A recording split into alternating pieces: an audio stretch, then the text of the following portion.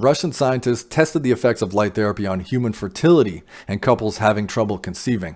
So the study tested a magnetolaser, which is magnetolaser therapy is red or near infrared laser light administered inside of a permanent magnetic field. The study included 188 males diagnosed with infertility and chronic prostatitis, and it was conducted and published in 2003.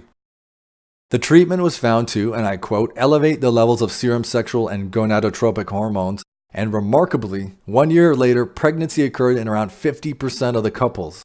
So a 50% improvement of fertility, and the mechanism behind the improved fertility was improvement and increase of sexual hormones, one of which includes testosterone. So there we have it. This study showed red light can increase testosterone levels in human beings.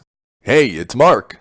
Thank you for watching my video. If you enjoyed it, give it a thumbs up and definitely hit subscribe so you don't miss out on future videos when they come out. Also be sure to pick up my 3 free ebooks, one on chemotherapy, the other on sodium bicarbonate for cancer and other diseases, and a red light therapy dose guide by clicking the link in the description below. Last but not least, check out one more video on my channel right here, and I will see you in the next one.